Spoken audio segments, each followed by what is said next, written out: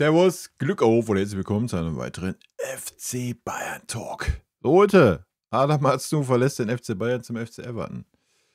Bevor wir da reingehen, wie immer der Hinweis, wenn euch gefällt, was ihr seht, lasst ein Abo da, schreibt einen Kommentar, lasst einen Daumen da, damit unterstützt ihr einfach das, was ich hier so tue. Vielen lieben Dank dafür.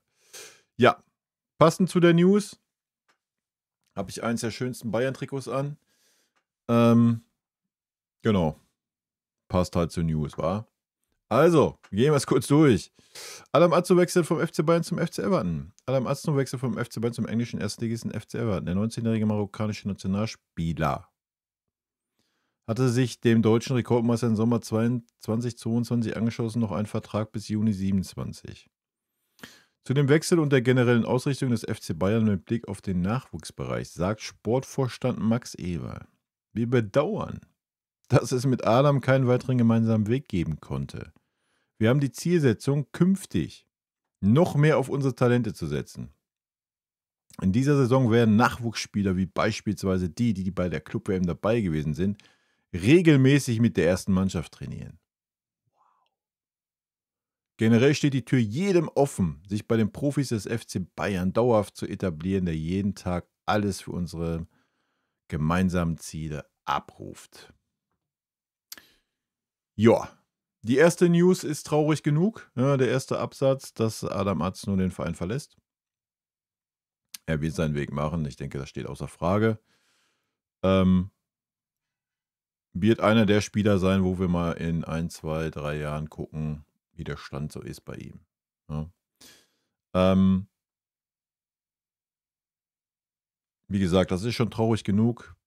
Alles, was da drunter steht, was Max Eberl von sich gibt, ist eine absolute Katastrophe.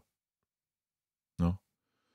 Es ist eine absolute Katastrophe. Erstmal, wir bedauern, dass es mit Adam keinen weiteren gemeinsamen Weg geben konnte. Ja, warum konnte es den denn nicht geben? Sollte man sich vielleicht mal hinterfragen. Ich meine, wir haben keinen Linksverteidiger gerade im Team. Sei denn, man sieht Rafael Guerreiro als Linksverteidiger, was er auf dem Papier ist, was er bei uns sportlich bisher... Ich glaube, wir haben noch kein gutes Spiel von Rafael Guerreiro als Linksverteidiger gesehen. Ja, als Rechtsverteidiger hat er ein paar gute Spiele gemacht, 1, 2 in der Mitte. Aber als Linksverteidiger habe ich noch kein gutes Spiel von Rafael Guerreiro gesehen. Ich meine, letzter Stand war Club-WM, das war eine Farce als Linksverteidiger. Ja. Also wir haben keinen Linksverteidiger, weil Davies noch etliche Monate ausfällt. Und dann konnte es keinen gemeinsamen Weg geben. Ja, wild, oder? Ich meine, dass man von Spielerseite so sagt, Alter, kann ich 100% verstehen. Ja, ich denke, da müssen wir... Den Jungen brauchst du keinen Vorwurf machen. Wenn du 19 Jahre alt bist, du bist marokkanischer Nationalspieler geworden, obwohl er noch nicht mehr Stammspieler bei uns war. Und hat da in Länderspielen unter anderem gezeigt, was er kann. Hat bei uns letzte Saison in der Vorbereitung, wo er spielen durfte, gezeigt, was er kann, welches Potenzial er hat. Und man scheißt dann drauf, weil man letzte Saison unbedingt an Davies festhalten musste. Okay, kann man darüber diskutieren, sportlich, wenn der Trainer von dem Spieler überzeugt ist. Sie hatten Davies ja auch wieder hinbekommen, einigermaßen, ja. Die ganze Davies-Phase möchte ich jetzt nicht wieder aufrollen. Kennen wir zur Genüge. Ob das nötig gewesen wäre, steht auf dem anderen Blatt.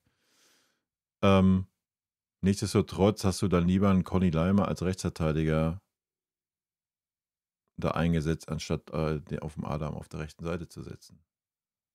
Warum? Wo war der Hintergedanke? Ich meine, Conny Laimer, ja, alles gut. Ja, nach vorne hin und Mentalität und sowas ist Conny Laimer eine Maschine.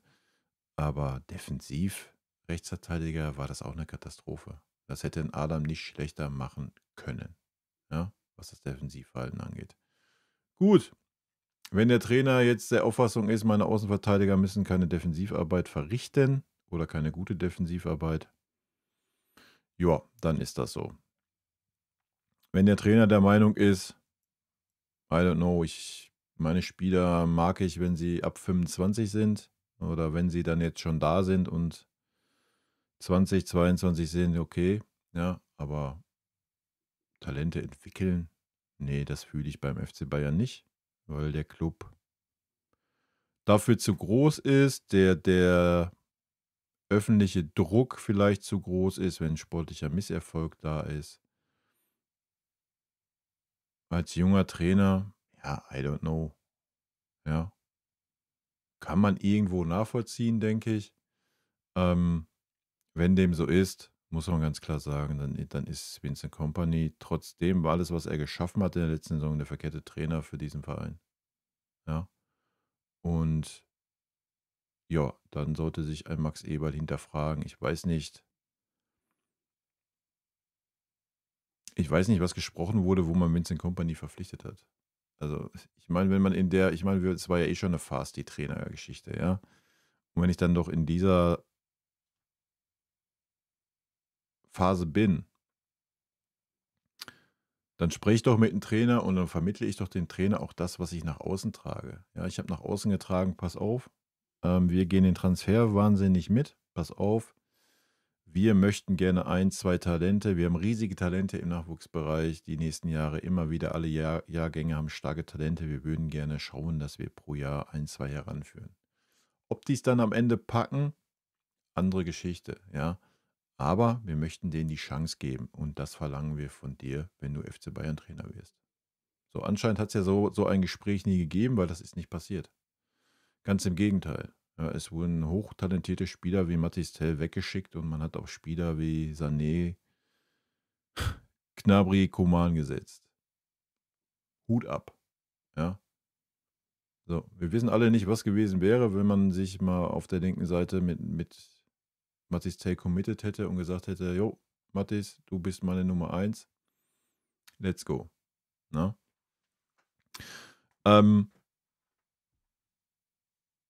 Ja, Adam hat dann eine gute Vorbereitung gespielt, wie ich fand. Und dann wurde er ausgeliehen, weil er keine Spielpraxis gekriegt hat. Und dann hieß es, yo, komm zurück, Club-WM, da dürfen sich alle zeigen. Und ja, 8 Minuten hat er dann gespielt. Und dann wundert man sich, dass dieser Spieler sagt, ja, nee, habe ich keinen Bock drauf, ich bin 19, ich möchte Fußball spielen. Ich möchte meine Karriere starten. Ja, und nochmal, das, obwohl wir keinen Linksverteidiger haben. Ja, klar können wir die Position abfangen mit einem Conny Leimer, der dann wahrscheinlich auf rechts rumpimmelt, ein Stunny, der dann auf links rumpimmelt. Das ist alles nicht Triple A, um zu sagen, wir spielen um Champions League-Titel. So, da müssen wir uns nichts vormachen. Das reicht für Bundesliga, gar keine Frage. Ja, das müssen wir nicht schlechter reden, wie es ist. Aber um große Titel zu spielen, reicht das nicht. So, das reicht auch nicht mit einem Guerrero als Linksverteidiger. Ja. Ob es mit dem Stunny als Rechtsverteidiger reichen würde, kann ich mir schon vorstellen, wenn er da nochmal den nächsten Stepper macht. Ja. Aber die Chance kriegt er ja auch irgendwie nicht, weil er die ganze Zeit auf links rumpimmeln muss. Aber das geht schon wieder in andere Sachen rein. Vielleicht an der Stelle mal der Hinweis, kommenden Montag, was haben wir da für ein Datum? 4. August, 18 Uhr live auf Twitch. Dann besprechen wir mal den Bums, wie der aktuelle Stand ist. Ich denke, bis dahin ist der Diaz-Transfer auch lange durch. Ja, dann gehen wir rein, weil danach bin ich 2 Wochen im Urlaub. Da wird relativ wenig zum FC Bayern kommen, wenn dann mal über Handy oder sowas, werden wir mal sehen. Das nur mal nebenbei, ja? Gut. Also, da braucht man sich nicht wundern, dass es keinen gemeinsamen Weg mehr gibt. Ich denke auch nicht, dass das von Vereinsseite gesagt wurde, sondern von Spielerseite. Ja? Wir haben die Zielsetzung, künftig noch mehr auf unsere Talente zu setzen. Weniger geht ja auch nicht. Weniger geht nicht. Ja? Was wurde jetzt bisher auf Talente gesetzt in der letzten Saison? Oh, scheiße, wir haben 5 Verletzte. Wir bräuchten mal 5 Nachwuchsspieler, damit wir ein vernünftiges Training gestalten können. Ja, das war alles. Ja, und auch scheiße, wir haben nur 13 einsetzbare Profis. Ja, wir müssen ja die Bank besetzen. Eingewechselt wurde nicht einer von diesen. Und wenn dann irgendwie so 2 5 Minuten Einsätze. Ja, irgendwie so ein Bums. Ähm, noch weniger kannst du nicht auf Talente setzen, wie wir es getan haben bisher. Und das trotz aller vollmundigen Ankündigungen. Ja, wir werden jetzt vermehrt auf unsere Talente setzen, etc. Ja. Das ist ein Armutszeugnis für Max Eberl, der Sportvorstand ist. Punkt. Da nehme ich, was das Thema angeht, Max Eberl zu 100% in die Verantwortung. Er hat den Trainer geholt. Er hat sich da vollmundig hingestellt, ja, zusammen mit Christoph Freund. Wir wollen jetzt hier jedes Jahr bam, bam, bam, bam. Wir wollen die Talente entdecken und entwickeln, bevor wir irgendwie 75 Millionen für 28,5-Jährige zahlen müssen. Ne? Und das passiert halt gar nicht beim FC Bayern.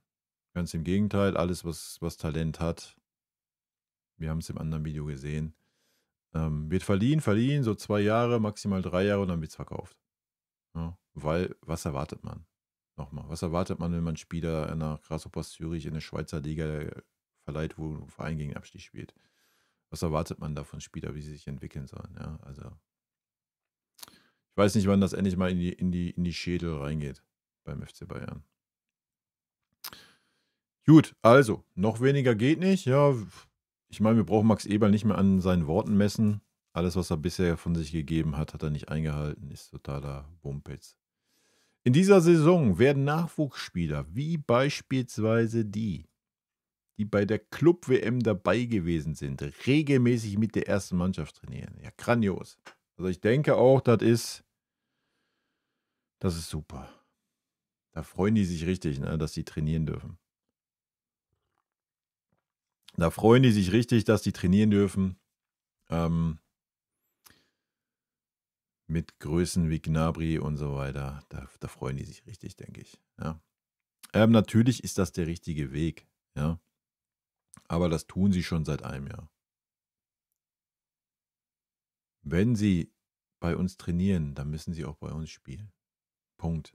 Ja. So, es macht keinen Sinn. Was ist denn jetzt der Plan?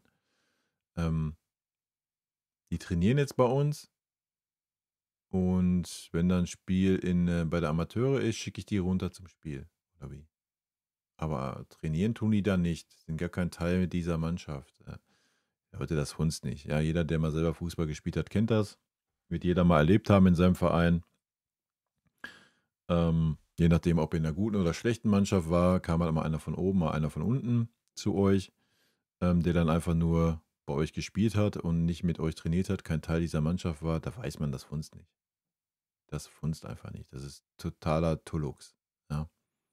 Also du kannst ja mal so, wie gesagt, wenn so Vorbereitung ist und sonst was, ja, oder wenn Not am Mann ist, dann ziehst du ein paar Spieler hoch im Training, alles gut, ja. Aber ansonsten nimmst du die ins Training mit rein,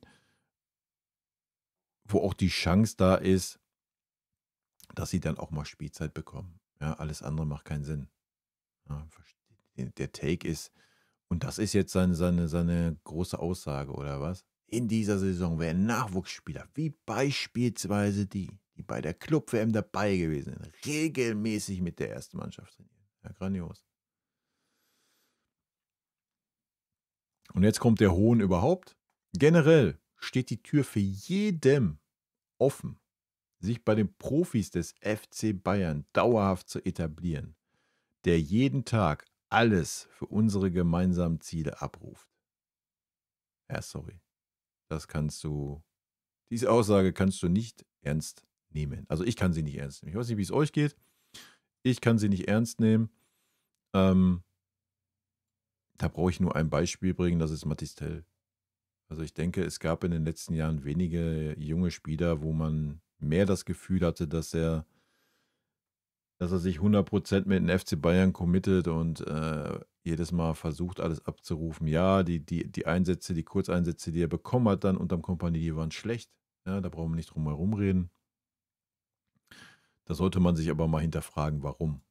Ja? Also keine Ahnung, wenn ich als Jugendspieler zur ersten Mannschaft gerufen werde und klar, da freut man sich erstmal, wenn man dann aber merkt, ja, eigentlich bin ich nur ein Trainingsauffüller, ich habe hier eh keine Chance, auch nur ansatzweise mal ernsthafte Spielzeit zu bekommen. Also, da müsste sich grundlegend etwas ändern. Aber man hat aktuell das Gefühl, ich meine, vielleicht widerlegt der FC Bayern oder Vincent Kompany das im Laufe dieser Saison. Ich bin sehr gespannt. Aber aktuell habe ich das Gefühl, wir haben gar kein Interesse daran. So gar nicht. Nochmal, wir geben 75 Millionen für einen 28,5-jährigen Spieler aus. Das ist der Way to go. Und versuchen dann, ja, Adam Aznou da 9 Millionen, Svonarek da 3 Millionen, hier nochmal ein Talent mit einer Leihgebühr für 500.000, da kriegen wir nochmal eine Leihgebühr für 600.000, den geben wir ab für 4 Millionen, Kleinvieh macht auch Mist und so hat man dann, indem man ein paar Jugendspieler veräußert hat, schon mal 25 Millionen im Sack. So, das ist der Way to go und da rechnet man, oh ja, gut, dann sind wir nur bei 50 Millionen, das ist gut. Die haben wir ja auch schon fast drinne durch den Verkauf von Mathys Tell. Ja, geil.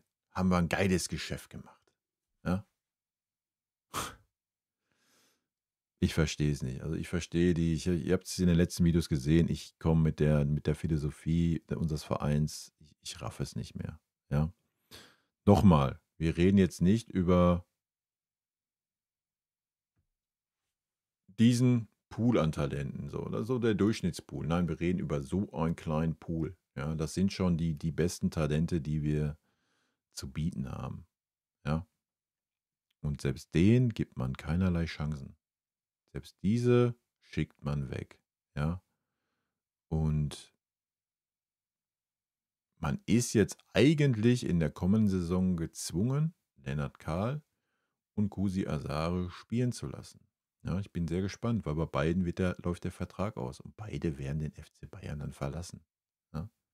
So, und dann gucken wir wieder mal in 2, 3 Jahren, was aus diesen Spielern geworden ist und dann werden wir uns wieder in den Arsch beißen. Ja. Du musst diese Spieler jetzt Spielzeit geben, damit die eine Perspektive haben, damit man sieht, yo, wir bekommen auch unsere Chancen, weil das bekommen sie nicht. Das haben sie letzte Saison, kein einziger junger Spieler hat diese Chancen bekommen. Ja. Nochmal, selbst ein Pablo wurde zeitweise wieder abgesägt und durch Leon Goretzka ersetzt. Ja. I don't know. Anscheinend ist ein Kompanie so ein kleiner Otto Rehhagel halt so. Ja, Erfahrung ist mir wichtiger wie Talent oder sonst was. So. Das mag ja sein, das ist ja auch okay, ja. Und wie gesagt, ich kann es ja in einer gewissen Weise auch nachvollziehen, dass es beim FC Bayern nicht so einfach ist. Aber das ist dann auch keine Kunst. Ja, dann ist er kein besonderer Trainer. Ja, guck den Xabi Alonso an, Alter, was der in Leverkusen gemacht hat. Das ist eine Kunst. Ja. Gut, Leverkusen ist eine Stufe tiefer. Warten wir mal ab, was er jetzt bei Real Madrid macht. Ob da vielleicht auch der Druck zu groß ist, zu sagen, yo, aber dann guck dir Hansi Flick in Barca an. Ja. Aber in Barcelona wirst du wahrscheinlich auch weggejagt, wenn du die Talente nicht in die erste Mannschaft bringst. Ja. Und das ist halt was mein Take ist. So. Das muss halt vom Verein vorgegeben werden. Punkt. Ja. Das muss doch bei der Trainerverpflichtung gesprochen werden. Da muss doch gesagt werden, pass auf, du kommst zum FC Bayern. Ja, na klar, werden wir immer mal, wenn es eine richtige Kanone ist, Geld in die Hand nehmen und so einen gestandenen Spieler verpflichten. Das ist ja gar nicht das Problem. Ja. Aber ansonsten ist deine Aufgabe hier, 1 bis 2 Talente immer jedes Jahr in die erste Mannschaft zu integrieren und im besten Fall auch zu entwickeln. Ja. So. Das muss doch die Vorgabe sein und das muss ein Verein vorgeben. Ja. Wenn du das in Barcelona nicht machen willst, dann brauchst du nicht nach Barcelona gehen und Trainer werden. Ne? So, und da müssen wir halt hinkommen. Und wir haben ja jetzt die Talente. Ja. So, und sie werden Jahr für Jahr für Jahr weggeschickt, verkauft. Ich meine, man hat sich noch nicht mal mit dem Tillmann auseinandergesetzt. Why? Warum? Warum? Nicht Diva genug? Sonst irgendwas? Ich verstehe es nicht, ja. Aber das Thema mache ich nicht wieder auf. Geht jetzt hier um Adam Aznou und die Aussagen von Max Eberl und ja, sorry. Der gute Max macht sich gerade nur noch lächerlich. Ja, ich war lange auf der Seite von Max Eberl.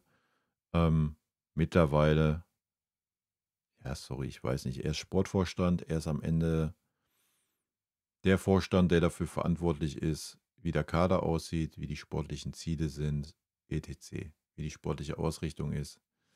Ähm, Christoph Freund ist eher so ein bisschen die Bindestelle zwischen Campus und Profis, etc.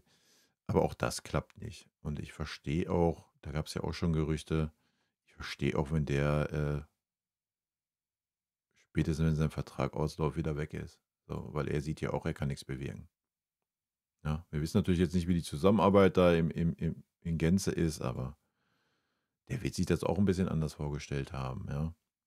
Ich meine, man hat ihn extra verpflichtet von RB eben genau aus diesem Grund, weil man das Ziel hat, die eigenen Talente heranzuführen, ja. So. Und wir haben einfach keinen Trainer, der die Eier hat. Ich verstehe es mit letzter Saison, habe ich gesagt, das kannst du für argumentieren. Ähm, Man musste erstmal die Mannschaft wieder stabilisieren, Punkt, Punkt, Punkt, Finale daheim, bla. Ja, kann ich alles verstehen, dass man da nicht sagt, oh, komm, ich gehe gleich rein, hier gleich den, ziehe ich den alteingesessenen Stars vor. Wäre meiner Meinung nach der bessere Weg gewesen, ja, und war die perfekte Chance dazu. Ja, jetzt werden wir ihn in der neuen Saison daran messen. Ja, Punkt. Wir werden sehen. Ich bin sehr gespannt, sehr schade mit Adam. Ich wünsche ihm alles Gute. Er wird seinen Weg machen, bin ich mir 100% sicher. Also alles, was ich von ihm gesehen habe, hat er alle Voraussetzungen. Man hätte einfach mal ein bisschen Vertrauen ihm schenken sollen und ihm einfach auch die Zeit zur Entwicklung geben, ja, und ihn spielen lassen. Nochmal, man hat letzte Saison einen Conny Leimer durchgezogen, der katastrophale Leistung gezeigt hat. Man hat einen Alfonso Davis durchgezogen über viele, viele Wochen, der katastrophale Leistung als Rechtsverteidiger, als Linksverteidiger gezeigt hat. Da hättest du auch einfach mal einen jungen Spieler nehmen können und sagen, jo, du bist es jetzt, ich glaube an dich, ich halte an dir fest, entwickel dich. Wir gestehen dir die Fehler zu. Aber kriegen wir nicht hin. Ne? Wir kriegen es ja noch nicht mal auf der Torwartposition hin. Und der hat es ja auch schon nachgewiesen, dass er es kann. Und trotzdem kriegen wir es da nicht hin. Weil man müsste ja einen alteingesessenen Spieler vor den Kopf stoßen und sagen, pass mal auf, deine Zeit geht dem Ende entgegen und da ist ein jüngerer, talentierterer Spieler. Und ja, kriegen wir einfach nicht hin. Das ist sehr schade. Und ja, ich bin noch gespannt, wie es mit dem Paul Wander weitergeht. Ja, vielleicht werden wir zu unserem Glück gezwungen werden, indem wir keinen Spieler bekommen für diese Position in der Offensive. Aber ich gehe davon aus, dass der FC Bayern, ja, das dauert nicht mehr lang und dann sagen wir zu Stuttgart, komm, alles klar, hier hast du die 65 Mille, kriegst du 5 Bonus, heißt 70 Mille und die ziehen uns die Hosen aus und dann kommt Moldemate zu uns. Darauf wird es hinauslaufen. Ja, und dann wird man Paul Wanner, ich glaube noch nicht mal, dass man ihn ausleihen wird. Man wird ihn direkt verkaufen, weil man dann gleich nochmal irgendwie 15 Mille einnimmt. Vielleicht verrechnet man ihn sogar mit Stuttgart. So dass der Woldemade-Transfer dann auch so um die 50 Mille geht. Und dann redet man sich die ganze Chose wieder schön. Und darauf wird es hinauslaufen. Ist mein aktueller Take. Alles andere würde mich positiv überraschen. Ja. Aber nochmal, wir haben keinen Linksverteidiger und halten dann nicht an einem Linksverteidiger fest. Also, warum sollten wir dann an Paul Wander festhalten, der ein klarer Zehner ist und wir gerade keinen Zehner haben? Ja. We will see, Leute. Ja, also die Voraussetzungen gerade, aber da muss man sich auch nicht wundern. Ich habe vorhin noch eine Schlagzeile, ich weiß gar nicht, wer es war, der Effe, der Loda, irgendeiner hat es gesagt. Den Weg, den der FC Bayern gerade geht, ist kein Weg, dass man ansatzweise gerade sagt, jo, der FC Bayern spielt die nächsten Jahre um die Champions League mit. Also würde mich persönlich auch überraschen, sage ich euch, wie es ist. Ja, wir haben einen guten Kader. Wir haben eine starke erste Mannschaft, mal abgesehen von den Außenverteidigerpositionen gerade. Ansonsten ist die erste Mannschaft wirklich okay, gut. Ja, Kimmich als Sechser, wisst ihr meine Meinung, da werden wir eh keinen großen Titel mitgewinnen. Andere Geschichte. Aber ansonsten ist das gut, ja. Aber das war's. Das war's. Ja, ich kann nur das beste Beispiel nochmal bringen gegen Paris bei der Club-WM. Ja, schaut mal, was wir eingewechselt haben, schaut mal, was Paris eingewechselt hat. So. Bei uns wechselst du was ein? Ein Gnabry, ein Coman. Wenn Diaz einschlagen sollte auf der linken Seite, ja, das steht ja auch noch in den Sternen. Vielleicht funzt der gar nicht bei uns. Ja? I don't know. Kompanie wollte ihn unbedingt, vielleicht funzt er, vielleicht schlägt er voll ein. Dann kannst du immer noch über die Ablöse diskutieren, aber das ist ein anderes Video. Da kommen wir zu, wenn der Transfer auf der Bayern-Seite fix ist. Dann werde ich da was zu sagen. Vorher kneife ich mir das. Ja, was ist mit der zweiten Garde? Wer ist für Harry Kane da? Wer ist Michael Olise da? Ja. Ich meine, ich würde es begrüßen, wenn es Lennart Karl wäre, ja, wenn er dann der erste Einwechselspieler wird in der kommenden Saison. Aber ich kann es mir nicht vorstellen. Ja. Es wäre schön, ja, wenn der jedes Spiel seine 30 Minuten kriegt, ja, und dann sehen wir halt, dann siehst du relativ schnell 10, 15 Spiele, dann siehst du, okay, der Junge hat's, ja, den geben wir jetzt auch mal Startelf-Einsätze. Oder du siehst halt, okay, der Junge hat's nicht, alles klar. Ja, wir lassen den Vertrag auslaufen und lassen ihn ziehen. Punkt. So, ja. Aber nur mit Training. Ja. Training ist eins. Man wird sich auch beim FC Bayern im Training mit Sicherheit weiterentwickeln können als junger Spieler. Aber du musst dich halt zeigen können, ja. Spiele sind was ganz anderes wie Training. So, das weiß jeder, der selber gespielt hat, Alter. Also, egal auf welchem Niveau. Ne? Da brauchen wir nicht drum rumreden. Und ja, was ist, wenn Harry Kane wegbricht? Was ist, wenn Michael wegbricht?